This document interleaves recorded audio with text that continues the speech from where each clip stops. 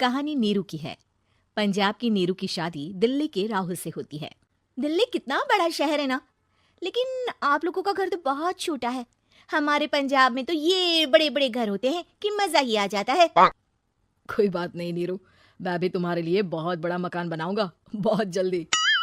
नीरू के पिता जहाँ पंजाब के जाने माने व्यापारी थे, वहीं उसका पति राहुल दिल्ली में एक सिंपल नौकरी करता था। माँ, यहाँ तो घी मक्खन इतना महंगा है कि क्या बताऊं। मैं तो तरस ही जाती हूँ घी खाने के लिए। नीरू की माँ को ये सुनकर बहुत दुख होता है। मेरी बेटी को घी नसीब नहीं हो रहा है और ये बहू यहाँ बैठकर घी में शक्कर डाल रही है। देख वनिता, मैं साफ कह रही हूँ, इस घर में जितना घी आएगा उतना ही मेरी बेटी के घर दिल्ली भी जाएगा। अरे ये क्या बात होती माँ जी, बेटी का उतना ही करो जो अच्छा लगे। अब क्या मायके से घी और मक्खन तक की सप्लाई करोगी आप? हाँ, मेरी बेटी किसी चीज को तरसे मुझसे बर्दाश्त नहीं होता। अब क्या था, नीरू के मायके में 2 किलो घी आता तो 2 किलो दिल्ली जाता नीरू के पास। एक दिन, माँ बड़ी गर्मी पड़ती है दिल्ली में। इस घर में तो एक ही एसी है और वो भी ड्राइंग रूम में। सारा परिवार एक ही कमरे में सोता है। हाँ बेटा, वो तो हर घर की कहानी है। यहाँ भी एक ही एसी है। अरे बिल इतना आता है कि क्या बोलूं। तभी वहां राकेश आ जाता है। माँ, थोड़ी देर में यहाँ कुछ प्लम्बर आएंगे मेरे कमरे में एसी लगाने, जरा ध्यान से लगवा देना ना माँ। ओए, ऐसे कैसे तेरे कमरे में एसी लगेगा? हाँ हाँ राकेश, एक बार बात तो कर लेता। अरे पापा, वो वनिता को गर्मी में नींद नहीं आती। ड्राइंग रूम में सबके साथ सोने में वो अनकंफर्टेबल है, इसलिए।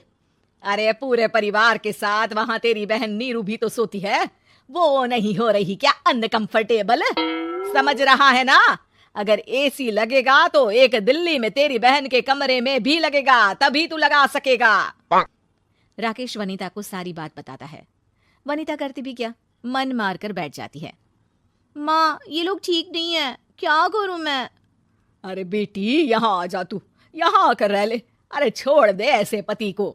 कैसे छोड़ दूं माँ? समाज क्या कहेगा, लोग क्या कहेंगे? वैसे भी मेरा एक बेटा है मयंक। अरे हटा बेटा, तेरी उम्र ही क्या है, इतनी परेशान रहेगी तो काम कैसे चलेगा। खैर, बात आई गई हो जाती है। माँ को लगता है कि नीरू ठीक है, तो वहीं नीरू के मन में एक ही लाइन चल रही होती है, यहाँ आ जा।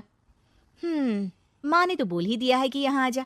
बस मयंक थोड़ा सा बड़ा हो जाए, इन गरीबों को छोड़कर मैं वापस माँ के पास ही चली जाऊंगी। वो इसी सोच में बाजार में चल रही थी कि मैम, आपका दुपट्टा जमीन को छू रहा है।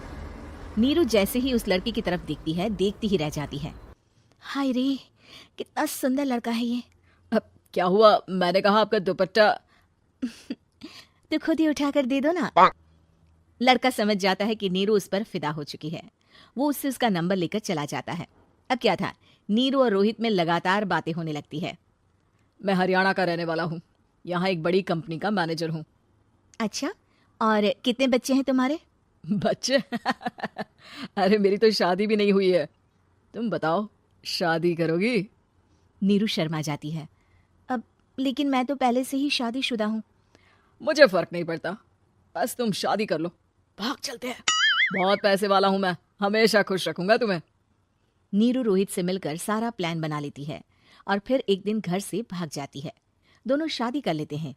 शादी के बाद, क्या बात है नीरू, तुम्हें परेशान सा देखता हूँ, सब ठीक तो है ना? हाँ हाँ, सब ठीक है।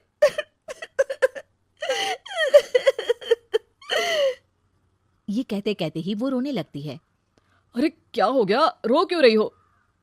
मैंने तुमसे एक बात छिपाई है और वही बात अब मुझे परेशान कर रही है। रोहित, मेरा एक बेटा भी है, उसका नाम मयंक है। क्या बात कर रही हो, ये तुमने मुझे पहले क्यों नहीं बताया?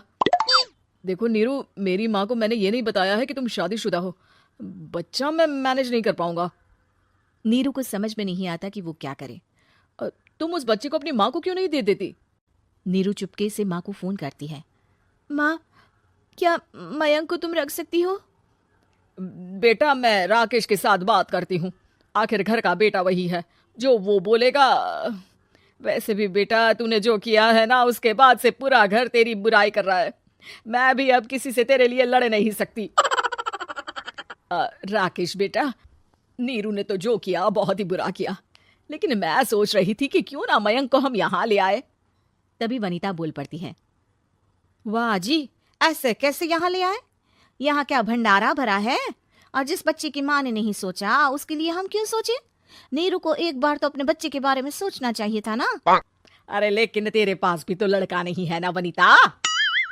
माँ, वनीता ठीक बोल रही है। कल को वो बड़ा होकर इसी घर का हिस्सा मांगेगा तो हम क्या करेंगे? माँ कहती भी तो क्या, वो चुप रह जाती है। वहीं नीरू का पहला पति कहता है, माँ, अगर आज भी वो वापस आ जाए तो मैं उसे माफ कर दूंगा। बेटा, गरीबी चीज ही ऐसी है, क्या करेगा? तू तो अब मयंक का सोच। वो बेचारा तो बिना माँ का हो गया। मयंक के खातिर तू दूसरी शादी कर ले बेटा। लोगों के लाख समझाने के बाद नीरू के पहले पति की शादी रिद्धि से हो जाती है, जिसके पहले पति से 2 बच्चे होते हैं। देखो जी, मैंने शादी सिर्फ बच्चे के खातिर की है। मैंने भी शादी सिर्फ बच्चों के खातिर की है। वहीं नीरू के दूसरे पति के मन में ये बात घर कर जाती है कि नीरू एक मासूम बच्चे को उसके खातिर छोड़ कर आई है। अब देखो नीरू, मुझे लगता है कि जो औरत अपनी कोख का बच्चा छोड़ सकती है वो तो कुछ भी कर सकती है। कल को तुम्हें मुझसे अच्छा कोई मिल गया तो तुम तो मुझे भी बाय बाय कर दोगी ना। नीरू को अब उसका दूसरा पति ताने देना शुरू कर देता है।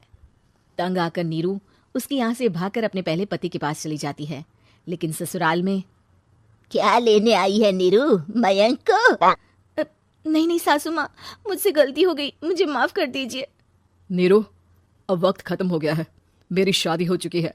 तो छोड़ दो ना उसे, हमारा बच्चा है।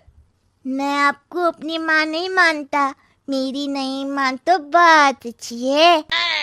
नीरू मयंक की बात सुनकर समझ जाती है कि उसके पास अब ना आसमान रहा ना ही जमीन।